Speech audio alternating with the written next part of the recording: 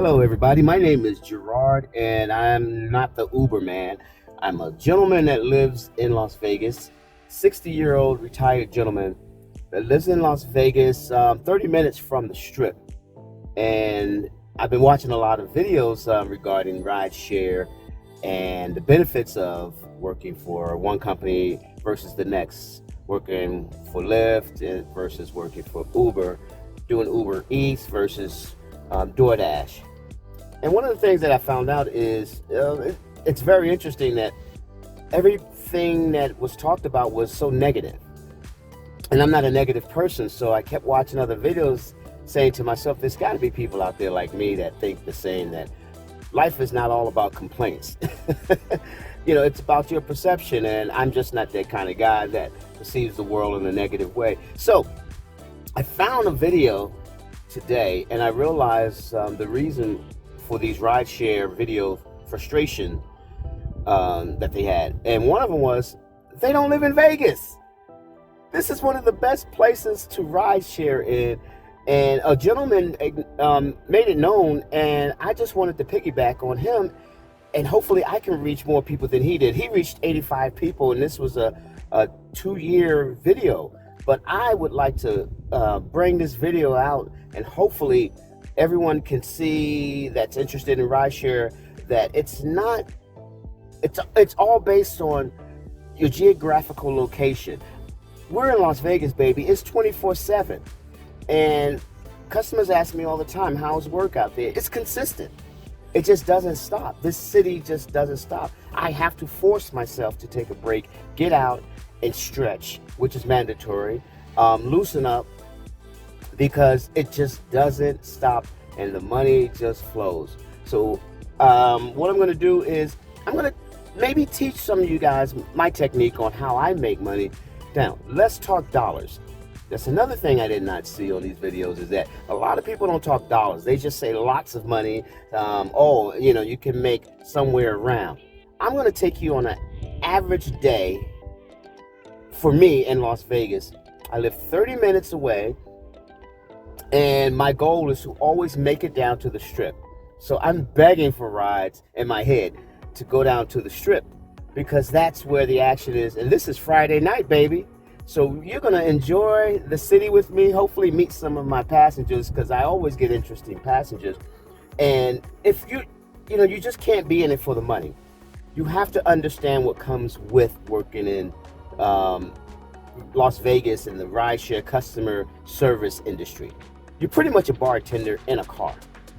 You're dealing with drunks. I mean, from every level of drunkenness, from passing out to silliness, having a good time, to just obnoxious, to just maybe vomiting, urinating on themselves. You have to deal with that. And let me also mention too, I'm gonna show you how much money we can make here in Las Vegas on rideshare. You have to detach yourself from the car. I heard one guy said he would not do the strip at all. He would not work nights because of the beast, the beast that exists here in Las Vegas, and because he wants his car to be a reflection of him, and he doesn't want his seats to be worn out. Well, this is not the business for you, because number one, you're too attached to a vehicle. You're attached to a thing. This is an asset, and once you consider that an asset, it's game on from there. I mean, of course, I shampoo my my seats, my cloth seats, every week. I only work Friday through Sunday, but I make sure I disinfect my car every ride, roll down the windows, and I also shampoo my seats. And let me tell you, that is the most disgusting thing that I've ever seen, other than my carpet in the hallway, is the amount of dirt that accumulates in these seats. That's right. Makes you think again about dropping a French fry on your seat and eating it once you see that. But it's the most, you people from all over the world. Where were they sitting at? They were sitting on ashtrays, they're sitting on benches, they're sitting at machines where other people were sitting, and they get into your car. And you mean to tell me that you don't have time to buy a shampooer or learn how to clean your seats? That's paramount for me.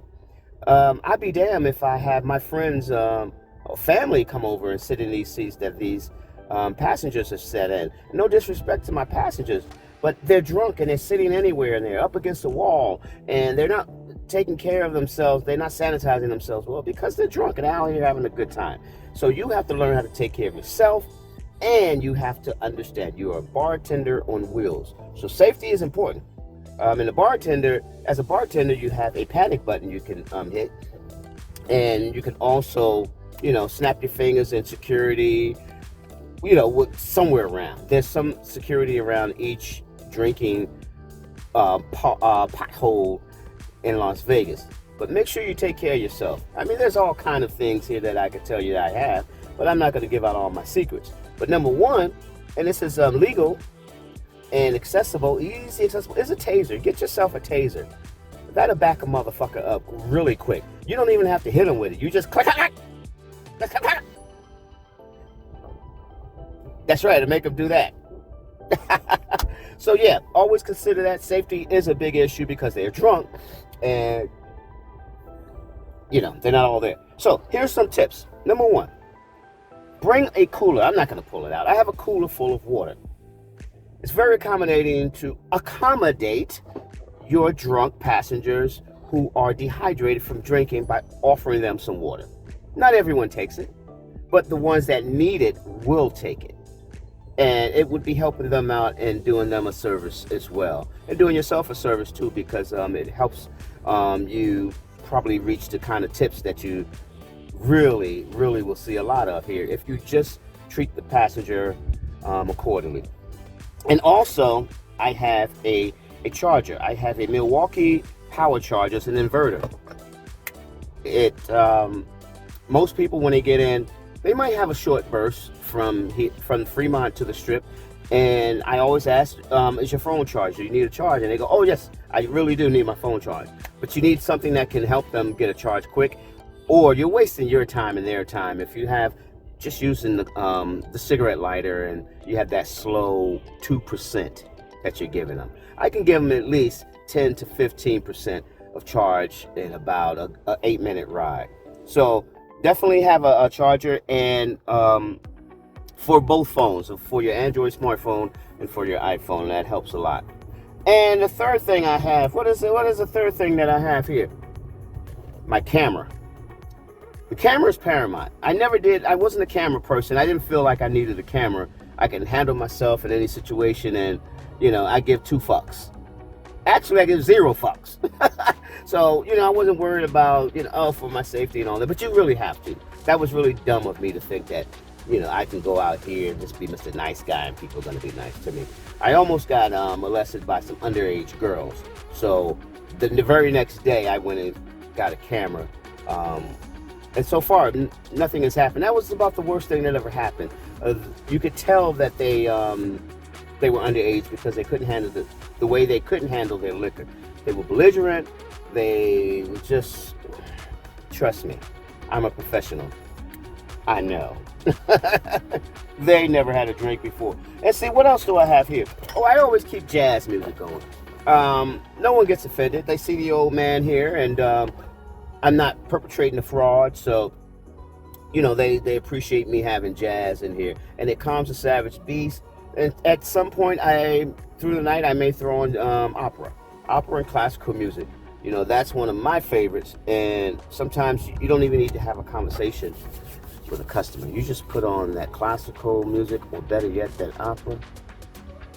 Oh my God, it takes it to a whole nother level, and no words need to be spoken. And let's see, make sure that you get something to eat prior to driving, because when you're in Vegas, you're going to be so busy. If you stop, you're going to miss all that money, baby. So I recommend getting you a bite to eat before you get in this car to go down to the Strip and make some of this money. So, okay, right now it is, I'm going to take y'all on a trip with me. Let's see here. It is 9:20. Right now, I need I need $200. I'm in the negative in my account because of some subscriptions that I had. They all came at once, and I'm negative. So I need to make $200 tonight, and I want you guys to ride with me so I can show you how much money I can make on a weekend at 9:20 p.m. at 9:20 p.m. So let me go ahead and set my miles to 0 because I can kind of gauge where I'm at and where I'm going and what time I should be making a certain amount of money, because almost all the time, and this has been accurate, I make $1 per mile. So I'll do $200 or 200 miles, whichever comes first. And we're going to see how many hours that takes for me to get. So I can show you guys how easy and fun it is to Uber and Lyft right here in Las Vegas on the Strip. Like I said, right now I'm 30 minutes away. I'm going to cut on my rideshare and hope that I get a customer that takes me down to the Strip. That's the goal. If not, I know I'm going to be riding back and forth, taking people from home to one of the local casinos up here in this area. But that's fine. That's fine. I don't mind that. Eventually, I know I will get customers that want to go to the Strip. And it's game on, baby. All right? So, anything else I need to take care of? Nope. Everything's good. Car's clean. Gas tank full. Hey, and another thing, too. What helps? I don't have to take my money that I make and put back into the car for gas because, baby, this is 33.3 miles per gallon. So in about 3 days, I'm only putting in $40. All right, here we go, y'all. I'm at 0 miles. It's 97 degrees. I'm 30 minutes away, and I'm about to go down to the Strip sooner or later. We're going to have some fun, baby. All right. I'll catch up with you.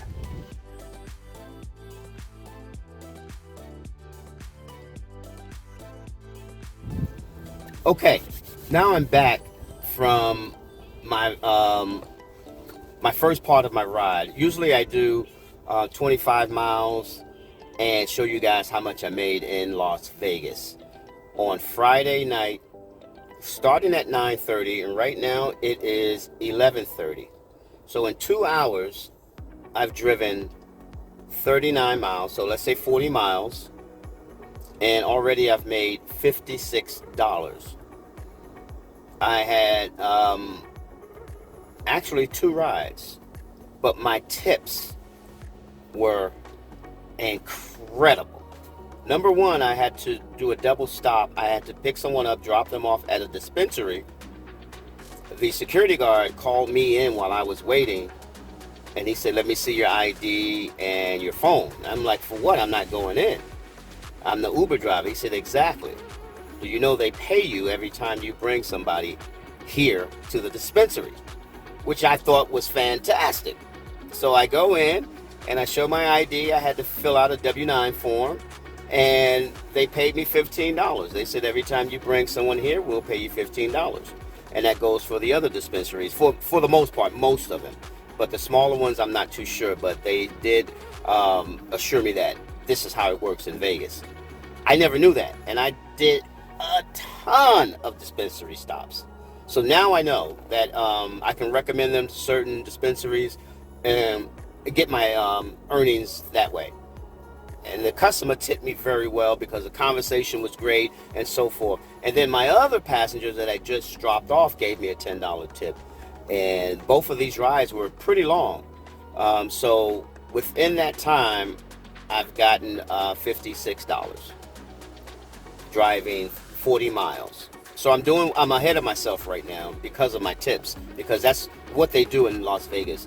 They will tip you if you provide the right service. Like I said, I have my water, I have my chargers, and I have great conversation, and I keep my smooth jazz on. So that kind of promotes conversation, with certain people, certain mature people. But on that note, I just wanted to let you guys know I haven't even touched the Strip yet. So I'm on my way to the Strip, and by 12 o'clock to 3 o'clock, they said the earnings on my Uber app is around $25 an hour, which is a fact. So I'm going to go down here and come back, and then I'm going to touch bases with you guys when I reach 50 miles. So we'll see where I'm at 50 miles. But right now, 40 miles I put in.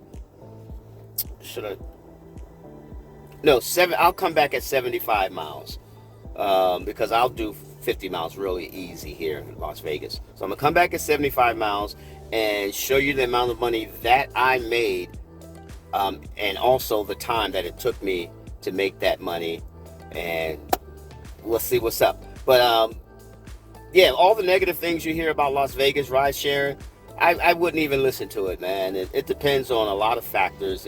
Number one, it depends on you. You're a bartender on wheels, and you have to take that into consideration.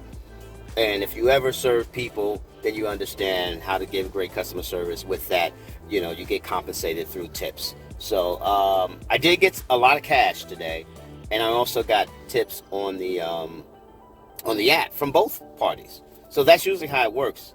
I'll get maybe $5, $10 in cash, and then they'll go ahead and on the app tip me accordingly. So if they give me $10 cash, I'll usually get like a $3, $5, $7 tip on the app. But if they give me a $5 cash tip, then they normally give me a $10 tip on the app, whichever one works for the customer.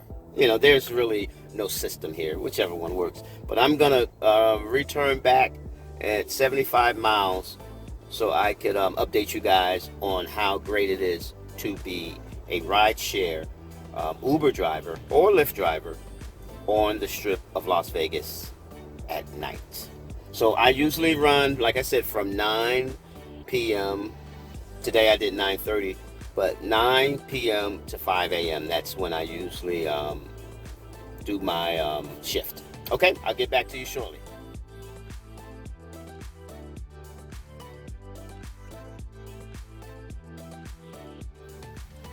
Hello once again, and I'm back. I said I was going to be back after driving 75 miles, and I'm up to 83 miles. And I did mention earlier that I normally make $1 per mile, but I've accumulated $140 driving 83 miles in 4 hours. So 4 divided into 140 gives you $35 an hour that I make here in Vegas on a Friday night in just 4 hours. My goal is to reach $200. Well, my goal is to pay my negative balance in my checking account, my personal checking account, not my business checking, but my personal checking account. I'm minus 172. So my goal was to make $200 today. So I'm well ahead of myself. It's only 145. Let's see here. It is 148. And I still need to get down to the strip at 2 o'clock to where the money that I made now means nothing from what I'm going to make after 2 o'clock on the strip. So I'm way ahead of myself. This has been a fabulous night. It's been a great night in Vegas, and the reason why I'm doing this is because I always hear negative things about Uber drivers talking about they can't make any money. They're literally complaining about something that they're doing. If it's not working for you, don't do it. You know, there's no need to complain about it. Find something else to do. But a lot has to do with people, location, and the Vegas area for rideshare is off the chain. So I just want to bring awareness to people that you don't feed into the negativity of what you hear about anything, even rideshare at this point, because it depends on the person. It depends on the location. It depends on their attitude. It depends on them. It depends on a lot of different things. So you can't hate the game. You know, you just change the game. Do something else. If this wasn't profitable for me, I wouldn't be doing it. It's ridiculous. You know, but the first day I did it, I made $200, and that's been my medium ever since. I mean, of course, there's bad days where I get $120, $140. That's on a bad day. But even on a weekday, I make 200 plus. And mainly because of the hours I work, and I work on the strip. I go where the money is. I attack it. I don't sit and wait for someone to call me to see where they want to go with the hopes that we go long distance. We go 25 miles or 30 miles somewhere and I make a good piece of change. No, I go ahead and hit the strip and drop people off from hotel to hotel, give them great service. I have water, I have conversation. I drop them off places to the store, liquor store if they want to go there. I offer them gum. I offer them all kinds of different things.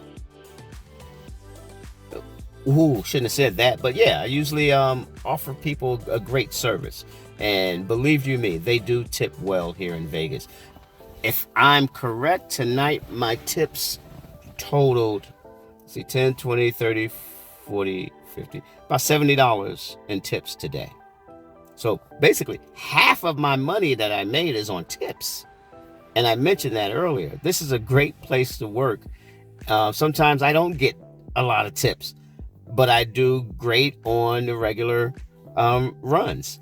So, it all depends. So, yeah, I just wanted to bring this to your attention. I said I was going to check in on 75 miles. And now I'm going to check in, or try to attempt to check in at 100 miles. And we'll see where I'm at then. By 100 miles, I should be close to my goal of 170. And then I'm going to keep going till 5 o'clock. It's only like 10 minutes to 2 a.m. So I'm going to push it till 5. And that way I'll have a little extra money for myself to put in gas. I've only used a quarter tank of gas. Once again, I have a 33.3 miles per gallon Toyota Corolla 2018, which runs great on gas. So I'm not complaining about gas. I never complain about gas in this car. There's nothing really to complain about. If that was the case, I'll just change my diaper and do something else, because once the shit starts stinking and you start feeling bad and your car start acting up, it's time to change the diaper.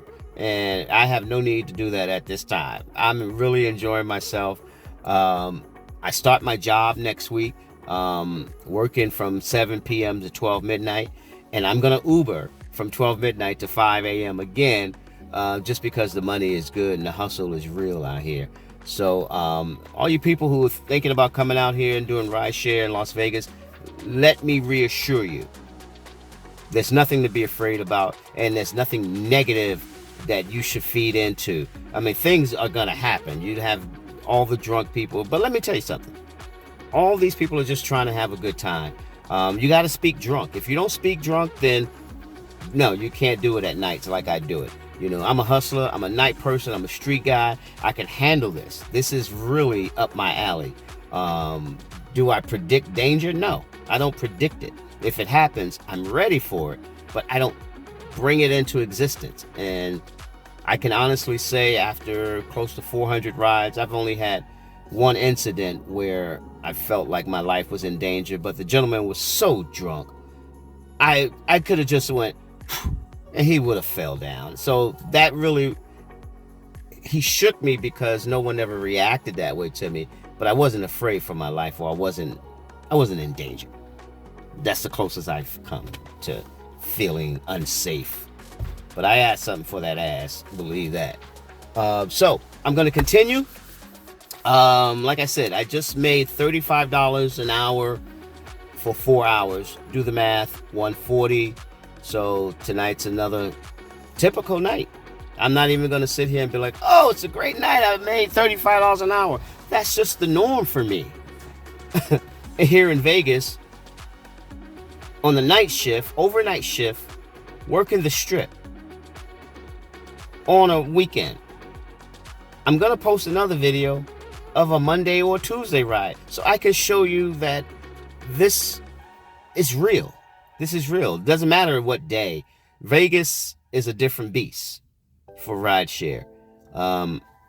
I really encourage anybody moving here to Vegas, if you're having a hard time finding work, but you do have a vehicle, go ahead and rideshare. But first, here's a suggestion I should give you. Do Uber Eats or DoorDash first, because you won't have passengers in the car and you'll get to learn your way around and do the strip. That way you'll know the ins and outs of the hotels and which hotels allow you to stop and wait, or stop and get out, or go to the restroom. You'll find out all these little things that really matter and are going to help you be a better rideshare driver when the time comes. But don't come out here starting rideshare and trying to figure this city out. It'll eat you up and spit you out. Travel with the food first. Get to know the area. I would say give it a good month, honestly, for one reason only, and that is you need to tackle as many hotels and different areas of the strip that you can. Because sometimes the GPS will tell you to go one way, but if you know how to get to another hotel, the Virgin or the Tropicana, and you're right in the middle of it, you don't have to depend on the GPS. You can whoop-de-whoop and do your own thing and get to where you need to be quickly and safely, and without waiting in a lot of traffic. And that's another thing. If there's a lot of traffic, there is always construction. You want to find other ways. Sometimes the GPS just doesn't help you. So just be proactive and try to figure this thing out by doing the Uber Eats or DoorDash, Grubhub, whichever platform you're on. And you'll see, once you start having passengers in, it's easy peasy, baby. It really is. You know, I didn't do that. I did that by mistake and by circumstance, happenstance, I should say. I just started doing Uber Eats first, and next thing you know, I started doing rideshare, and I'm so glad that I chose that route. I wasn't aggressive and greedy and said, I'm going to do rideshare and figure it out. No. I don't care if you've done rideshare before, but you need to learn the city. You need to learn the strip. You need to learn the hot spots. You need to learn what areas to actually stick to. Because sometimes you think the strip is really the best place, but sometimes the airport is better. And sometimes North Las Vegas is also a hot spot. But then again, that changes. But you'll learn as you go along that you have to pick your locations. Platform is not going to pick it for you. So good luck on that. And like I said, I'm going to check in. I got to go get this money. I'm going to check in on my 100th mile and let you know my progress and let you know how much I'm making, so you will understand how much money is to be made out here. Ha! And this is just a Friday. Wait till tomorrow. Ho-ho! Wait till Sunday. Ho-ho! Wait till Monday. Every day is good out here in Vegas, trust me. So guys, I'm out of here. Let me start my car up, listen to some music. I turned the car off so you won't hear the motor and the air conditioner, but it's getting hot. So I'll talk to you in a few. All right.